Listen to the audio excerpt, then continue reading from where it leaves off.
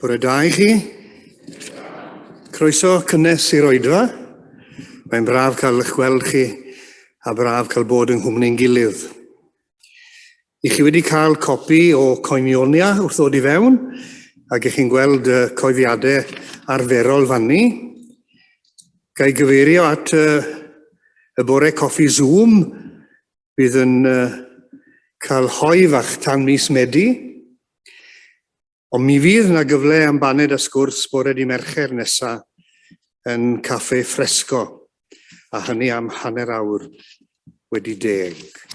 Y sil nesa, mae'r Oedfa dan ofal yr aelodau a chyfeillion Porthcawl yn ymuno gyda ni yn yr Oedfa honno. Un cyhoeddiad, mae'r newydd wedi torri am farwolaeth Ken Bog, un o gwmni oedfa'r hwyr oedd Ken, ac yn dipyn o gymeriad fel i ni'n cofio. Ond fe a Magret yn driw iawn i oedfa'r nos. A mae'n chwith da ni feddwl bod y ddau bellach wedi'n gadael ni. I ni'n cydymdeimlo ar mab a'r teulu yn ei profedigaeth. Does na ddim manylion ynglyn â'r trefniadau hyd yma. Efallai bydd rhywbeth yn y papur neu os daw newydd yna fe rannwn ni y newyddion yn ôl yr angen. A dyna ni, dwi'n meddwl, y coeddiadau. Newn ni dderbyn yr offrwm yn awr, os gwelwch yn dda.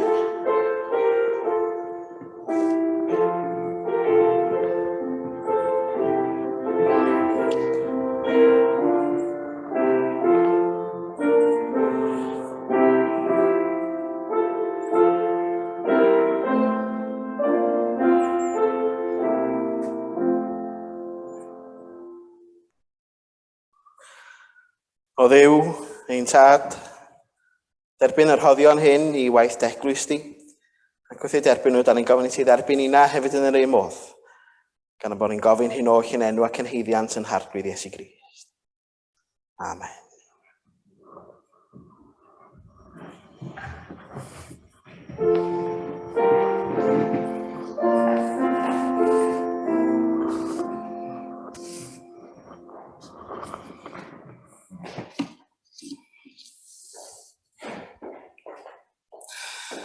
Da ni'n goleuo canwyll fel arfer dros heddwch yn ein byd ni. Ac yr wythnos yma, fe wnaeth Cymroedd Cristnogol rannu apel arbennig sydd yn sôn am yr argyfwng newyn sydd yn nwyrain Affrica.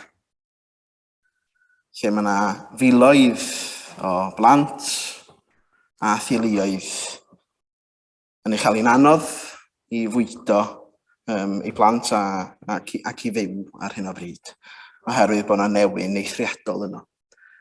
Ac felly mae yna apel brys wedi dod ger ymbroni o Cymroedd Cristnogol. A dwi'n darllen y weddi mae Cymroedd Cristnogol wedi rannu gyda ni i'w ddefnyddio yn y gwasanaeth heddiw. A maen nhw wedi gofyn i bob eglwys i wneud hynny, a mae o ar eich coeddiadau chi hefyd. Ac felly, nawn ni gychwyn gyda y weddi yma. Dduw cariadus a thrigarog, pan fo newyn yn tramwyo'r tir, does dim yn tyfu. Planhigion, pobl, syniadau a breuddwydion, gwywo a marw wnaeth popeth. Caiff dechwyllus ei wiron dreisgar wedi ei luosogi nawr, gan wrthdaro newid hinsawdd a chofid. Fyw'r meysydd llewyrchus, mae digon i'n bwydo i gyd. Gelwais ni i'r cyfrannau cysegredig, cymydog i gymydog byd eang, dyroddion o fwyd, dŵr, a chyfle i fyw bywyd a sirniwyd yn grefftus gan dysbryd dwyfol. Nid troi cefn wnawn ni, ond troi tuag at ein gilydd, gyda heilioni a thrigaredd cyfiawn, sy'n chwilio am atebion. Mae newyn yn tramwyo'r tir, bydde di'n dicder dyfu, bydde di'n penderfyniadau i gryfhau, bydde di'n hyndod i'n sbardino i weithredu. Dduw'r meysydd llewyrchus, helpa ni i fwydo'n gilydd. Amen. Gadwch chi ni droi at Emyr Rhif 57, os gwelwch yn dda, Emyr Rhif 57. Molwch ar yr utgorn a thympan a dawns, molwch ar y nabl ac ar delyn, molwch enw'r ior. Molwch ar y symbol llafar, molwch ar y symbol llafar, pob perchen anadl, molwch yr ior.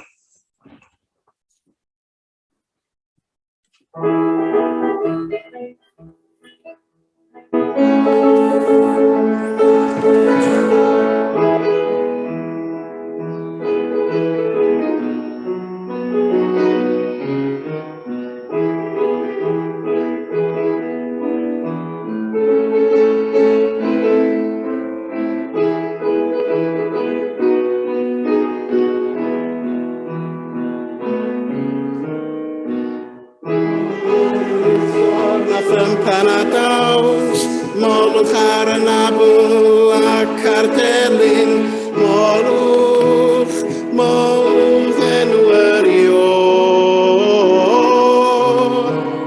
Molwch ar y symbol llafar, molwch ar y symbol llafar, pob perchen, molwch yr ior.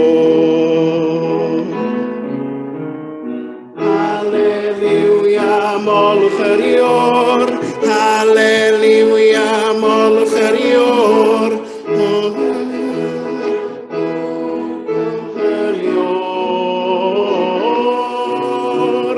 halleluia, molwch yr ior, halleluia, molwch yr ior, o perchen, molwch yr ior. Molwch ei gadernid, molwch ei nerth, molwch ei sancteiddrwydd a'i holl mawren, molwch enw'r ior.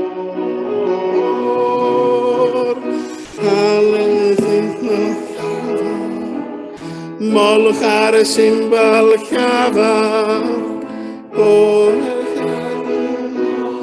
lwch yr iwn. Halleluia, molch yr iwr, halleluia, molch yr iwr, o perchen lwch yr iwr. Halleluia, molch yr iwr, halleluia, molch yr iwr, o perchen molch yr iwr.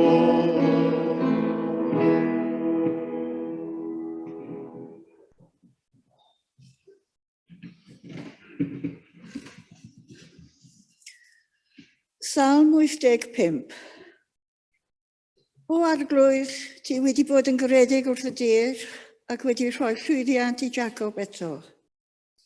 Ti wedi symud o'i olgrwydd dy bobl a maddau eu bechwdau gyd. Ti wedi tynnu dy lyd yn ôl a throi cefn ar dy wylltineb. Tron ni nôl o Dduw yn y Hibwr, ro heibiodd y ddicter tuag atom ni.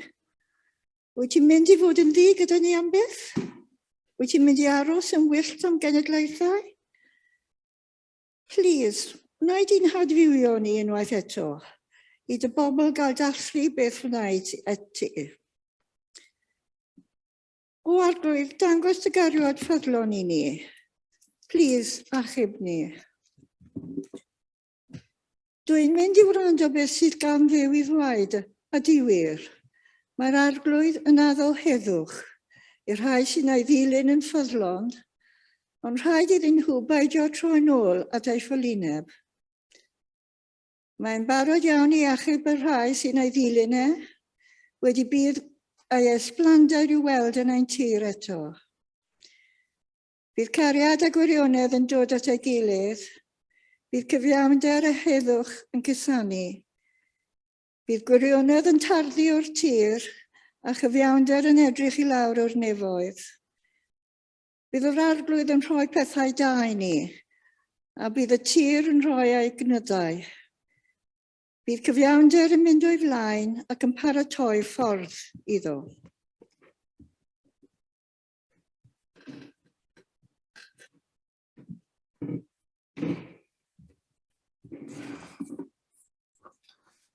Diolch o galon am darlleniad yna.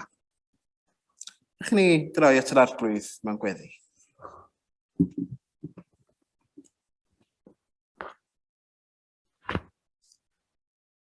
O Dduw ein tad yn efo a sanctaidd, da ni'n diolch yn bod ni wedi gallu ymgynnull fel cynulleidfa o dy bobl di, gyda'n gilydd fel eglwys yr arglwydd Iesu Grist.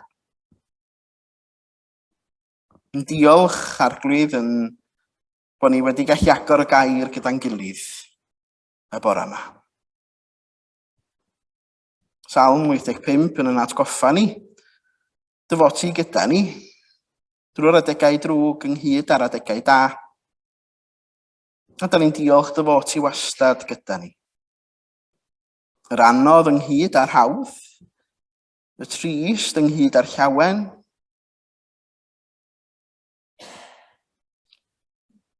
arglwydd pob gobaith, da ni'n gofyn I ti gliw ein gweddi ni.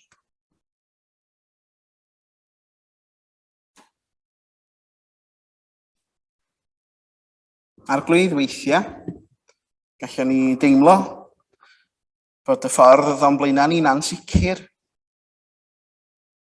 Ond da ni'n diolch dy fod ti wastad yn cyfeirio ni. Mi allan ni weithiau deimlo'n ddigalon. Ond drwy ti yn rhoi ysbrydoliaeth I ni. Allan ni weithiau gwan galon ni. Mi rwy ti yn rhoi gobaith I ni. Y gobaith sydd I gael yng Nghrist Iesu. Y gobaith sydd yn cynnal ni, yn hadfywio ni, sydd yn tanio ni.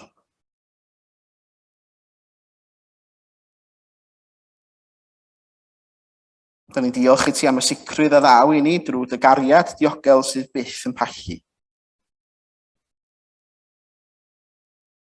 Drwy bod y drigaredd yn newydd bob dydd. A bod y ffyddlondeb di mor fawr.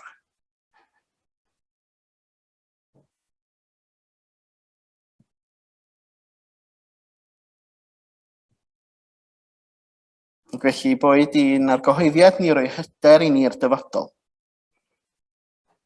Beth bynnag ddaw, beth bynnag fyddan ni'n ei gwynebu. Beth bynnag siom, beth bynnag dristwch, beth bynnag ddaw i'n rhan. Y gallwn ni fod ar rheswm i edrych ymlaen i obeithio. A hynny yng Nghrist Iesu.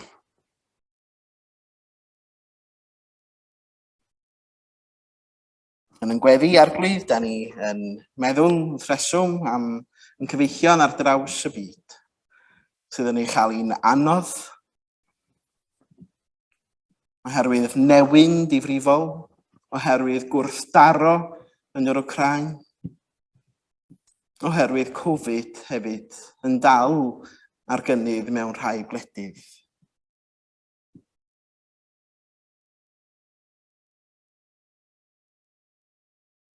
Wrth feddwl amdanyn nhw arglwydd, da ni yn meddwl am yr gobaith yna sydd ei gael yno ti.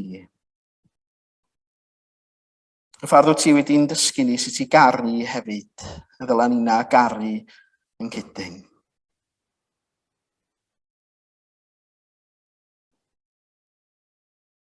Wrth sôn am gariad arglwydd, rydyn ni hefyd yn ymwybodol o deulu'r eglwys sydd yn wael i hechyd ar hyn o bryd. Boed adra ar y hilwydydd ei hunan neu mewn cartrefi nyrsio, neu ysbyty. Yn gofyn i ti lapio nhw'n gynnes yn dy gariad di arglwydd. Gad iddyn nhw brofi dy heddwch di, dy oleuni di, a dy obaith di. Yn dy fwy na dim dy gysur di. Ac yn y cysur yna arglwydd, rydyn ni yn gofyn i ti arglwydd i ddod yn nes at deulu'r eglwys sydd mewn galar ar hyn o bryd. Gad iddyn nhw hefyd deimlo dy bresenoldeb di yn eu profedigaeth.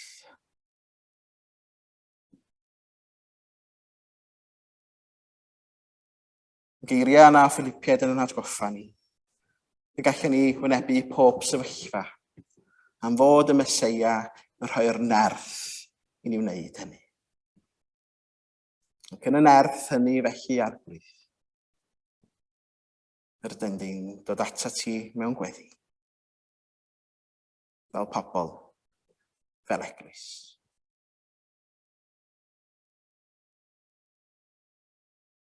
O Dduw ein Tad, am dywelwn am eiliad i gyflwyno'n gweddiad personol i ti.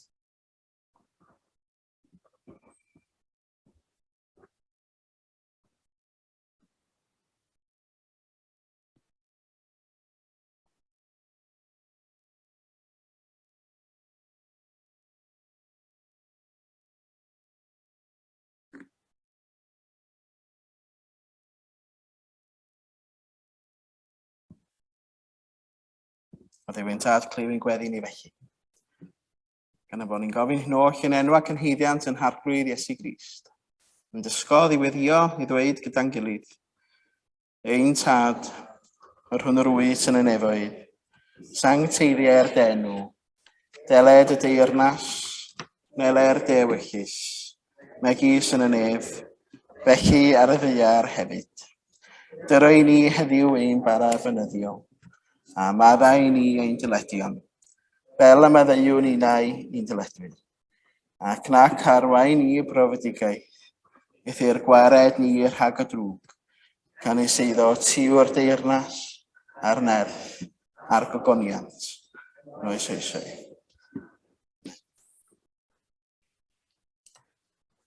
Fe gadwch chi ni barhau drwy ganu am i'r rhif 397, os gwelwch yn dda. 397. Dyro gan dan fy mron gad i'n foli. Dyro gan dan fy mron yn awr. Dyro gan dan fy mron gad i'n foli, nes daw toriad gwawr. Emyn 397.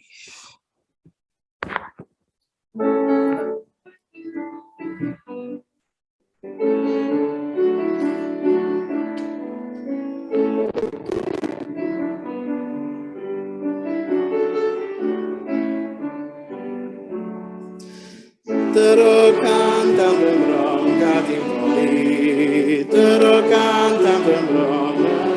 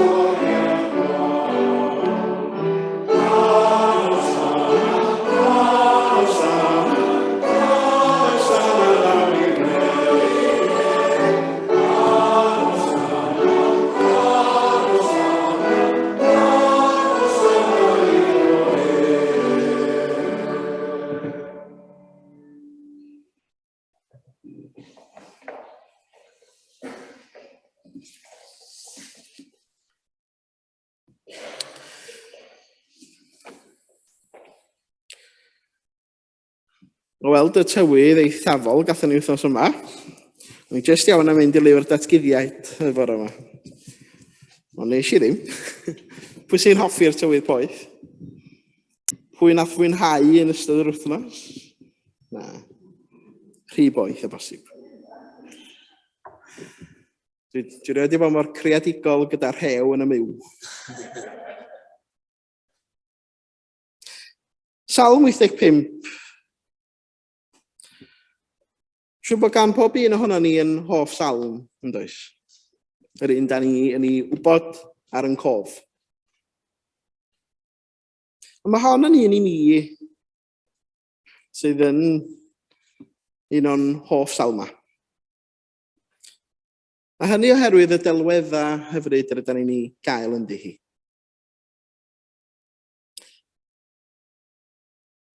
Galarnad, gymuned neu'r genedl ydy'r salm yma. Lle mae'r salmydd yn adrodd bendithion a roddwyd i'r bobl gan Dduw. Ymbil am iachawdwriaeth ac yn mynegi ffydd y bydd Duw yn eu hachub nhw.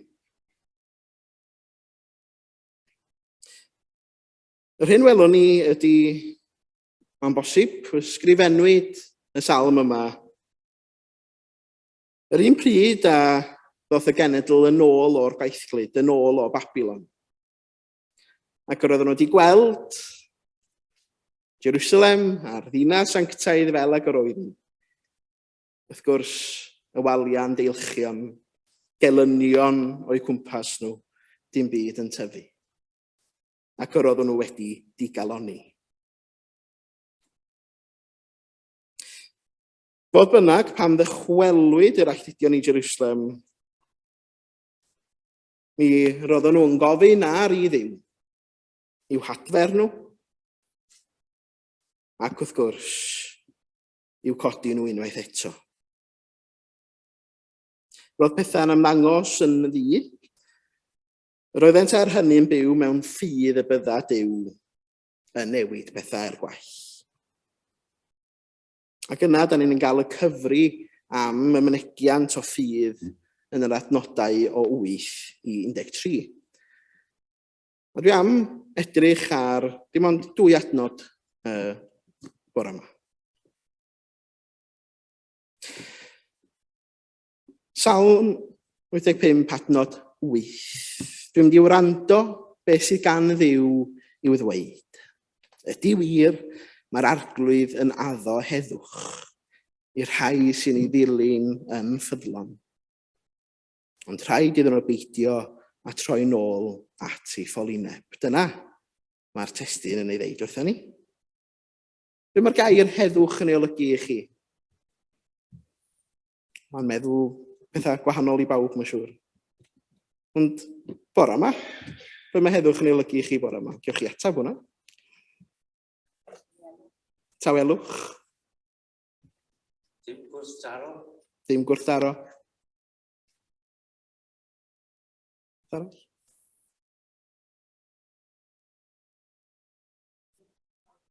Meddwl tawel. Bod yn fodlon o'r hyn sy'n ganddo ni felly. Yeah. Mae heddwch i mi heddiw yn golygu ac yn meddwl yn benodol am dwyrain Affrica. Am y newyn sydd yno hefyd. Wrth gwrs, pan da ni'n meddwl am ddiffyg heddwch yn ein byd ni, mae o fel tasa fod i mynd yn gêm bron a bod rhwng y gwledydd a'i gilydd. Oherwydd, mae o bron yn fusnas hefyd, fod diffyg heddwch yn dod ag arian.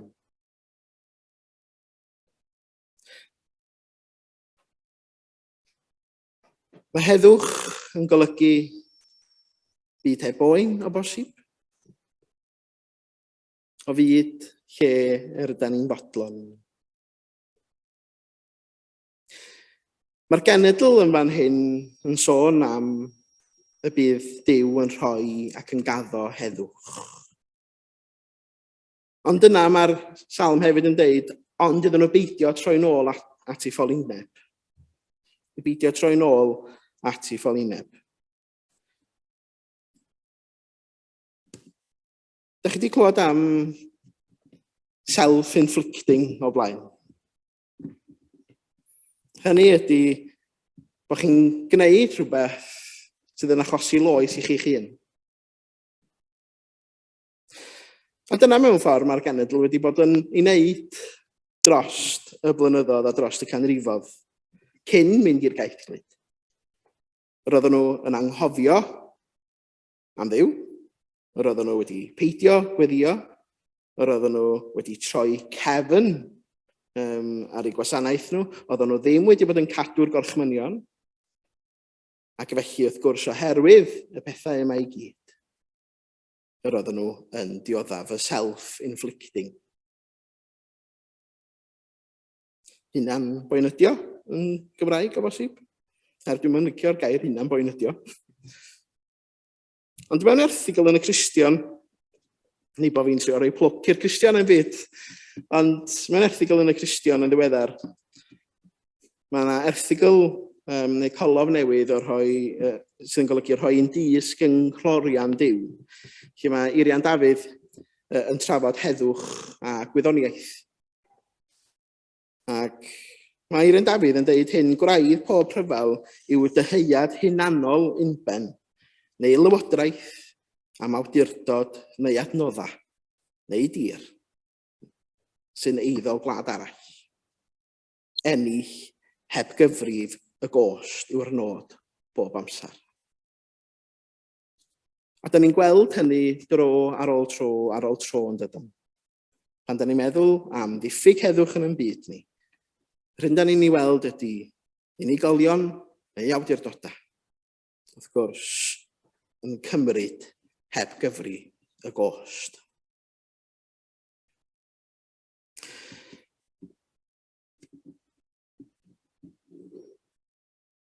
Top tips yr wythnos o gadw'n cŵl rhag y tywydd.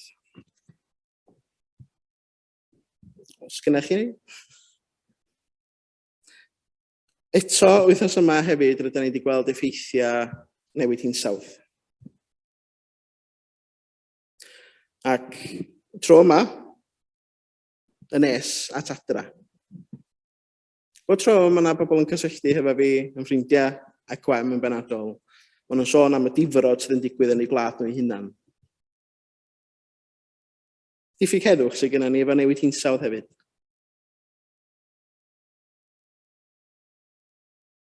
Ond tro yma, roedd pethau yn nes at adra.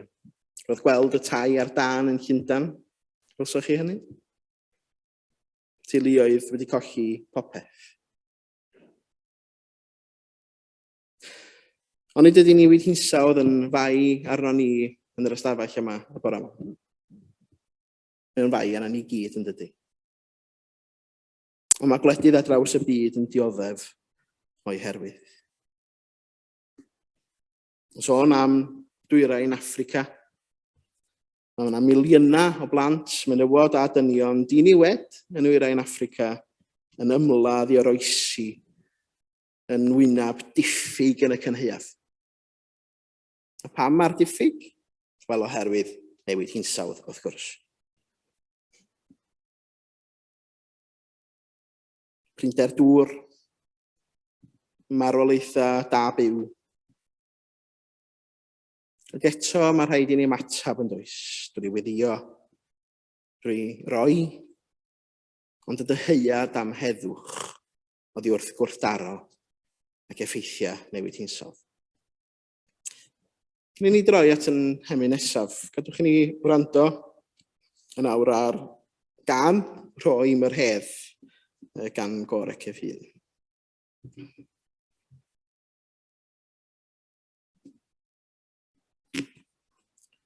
Ac fel yr arfer,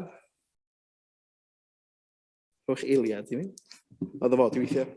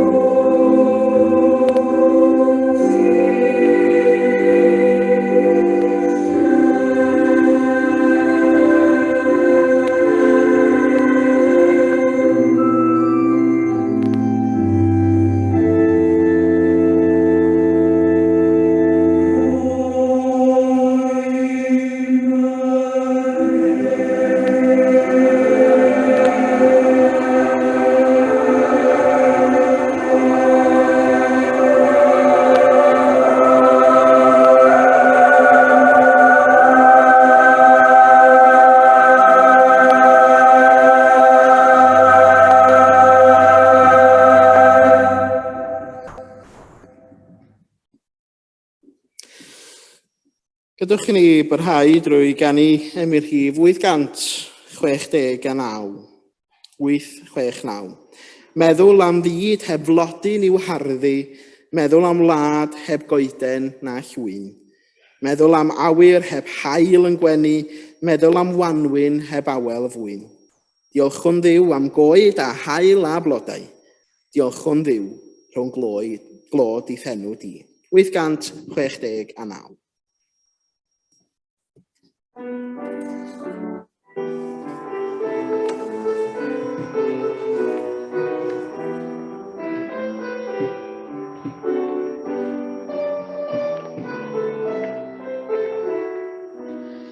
Meddwl am fyd heb flodyn i'w harru, meddwl am wlad heb oeden a llwyn.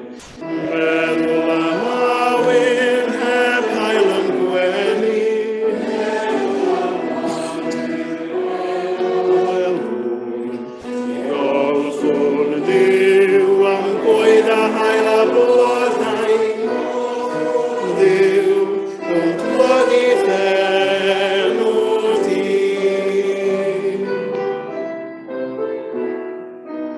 Meddwl am fyd heb un anifail, meddwl am gael gwartheg na gwyn.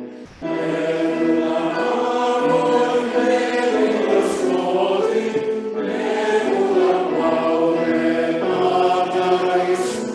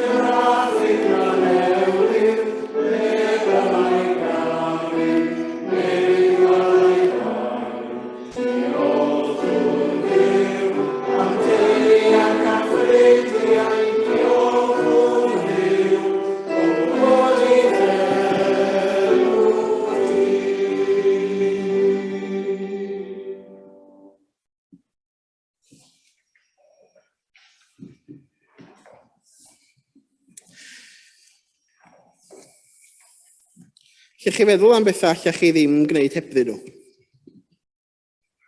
Allech chi? Dwi wedi colli'n ffôn bore yma. A dwi fel hyn drwy bore. Mae'n siŵr bod os da chi'n gweld o, amgylch eich lle, rhowch wybod i mi, ond mae'n siŵr na adra mae o. Ond mae rhaid i rywun ddysgu wneud heb y pethau materol. Rwy'n yn checio pethau o hyd ar ei ffôn. Ond mae yna bethau yna allan i ddim gwneud hebddyn nhw. Mae cariad, gwirionedd, cyfiawnder a heddwch yn rhai o'r hynna.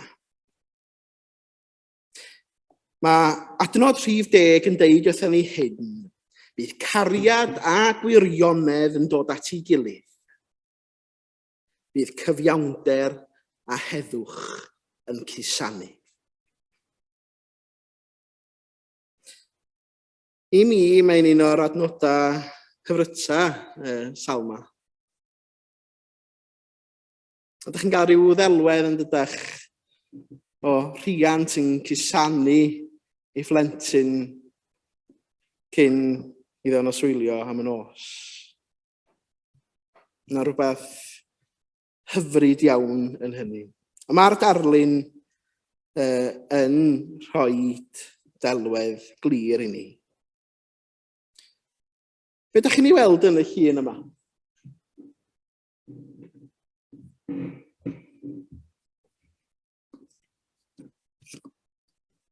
Ydych chi'n ei weld?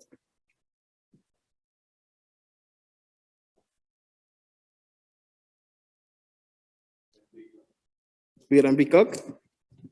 Rhyfel a heddwch. Rhyfel a heddwch. Pobl ar daith, ie. Gofal rhieni. Gofal rhieni.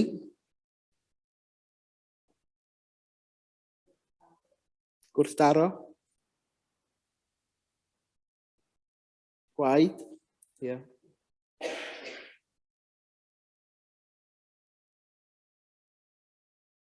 Colomen? Bywyd newydd gyda'r ddeilan yn ffug y golomen.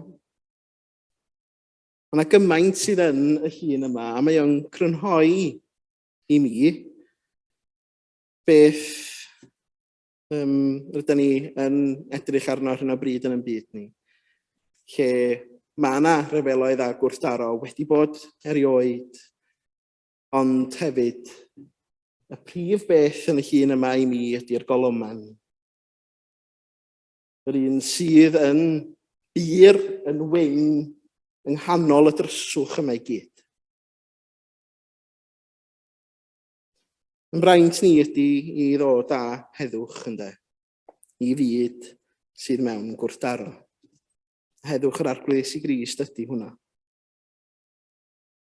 Am adnod 10 bydd cariad a gwirionedd yn dod at ei gilydd a bydd cyfiawnder a heddwch yn cusanu.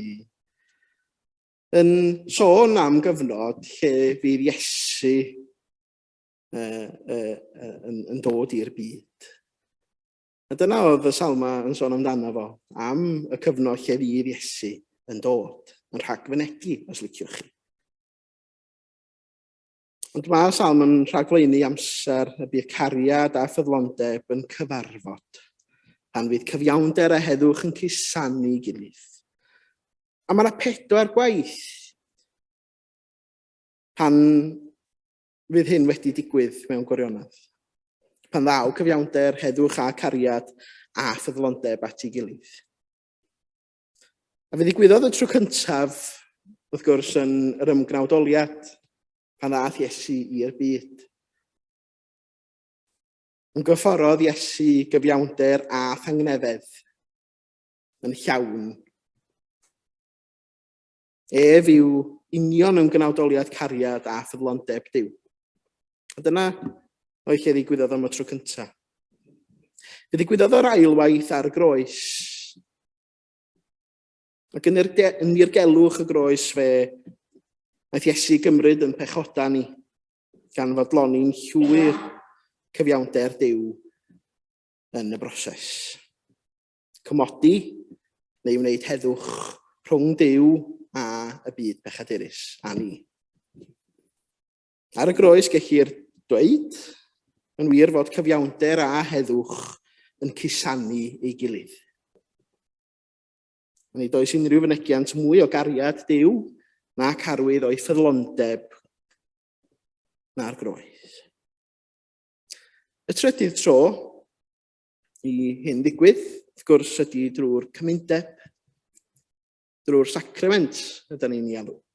Yn atgof parhaus o aberth Crist sy'n dod â cariad, ffyddlondeb, cyfiawnder a heddwch ynghyd. Y cwlwm gweladwy yna sy'n yn clymu ni'n de. A'r pedwerydd sydd i ddod eto. Lle byddwn nhw gyd yn dod at ei gilydd mewn cytgod perffaith yn y greadigaeth newydd. Ac yn y greadigaeth newydd bydd hwn yn gyflwr parhaol o reality lle mae'r holl elfennau yma yn dod at ei gilydd yn berffaith eto. Da ni'n cael yn galw fel Cristnogion i ddangos cariad, i fod yn bobl yn sianela o heddwch, i sôn am ffyddlondeb ac i ddod â chyfiawnder i'r byd. So ni'n mynd drwy bob un o hynna heddiw a gofyn i chi, wel, sut mae hynna i gyd yn edrych heddiw? Sut mae cariad yn edrych heddiw? Sut mae heddwch yn edrych heddiw? A ffyddlondeb a cyfiawnder. Ia, da ni'n gael yn galw fel eglwys i ymgyffori pob un o'r rhinweddau yma. Da ni byth yn ei gael yn iawn o hyd, ond fe'n galwyr i ymgyrffori arwyddion gobaith i fyd colledig ac i ddangos y bydd gwirioneddau mawr hyn o'r cyfamod, cariad, ffyddlondeb, cyfiawnder a thangnefedd yn cyd-gyfarfod rhywbryd mewn ffordd sydd yn mynd i ddod â gobaith i ni. I ddod â iachad i'r cenhedloedd ac yn rhoi mawl ag ogoniant dibaid i Dduw.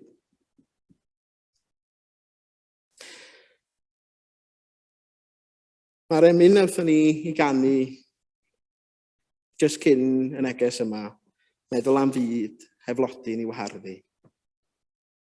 Meddwl am wlad heb goeden a llwyn. Mae o'n gwneud i ni feddwl yn dydy, o sut fyd fysa hi heb yr holl bethau yma ynddo fo. Ond yn braint ni, wedi cael deud bod gennym ni arglwydd a gwaredwr. A da ni'n diolch i Dduw am ei roddion hael, ond yn fwy na dim am roi'r gallu i ni i ddod ac i ddangos cariad a heddwch a ffyddlondeb a cyfiawnder, bod y pethau mae Duw wedi roi i ni yn gallu aros hefyd.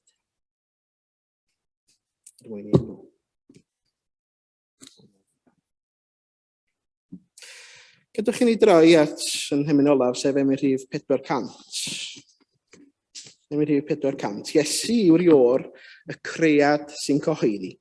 Can stryn erth pob llwyn a pherth a ddaeth i fod. Iesu yw'r ior cyfanfyd sy'n mynegu. Hael lloer a ser datganant. Mae Iesu yw'r ior. Emyn rhif 400.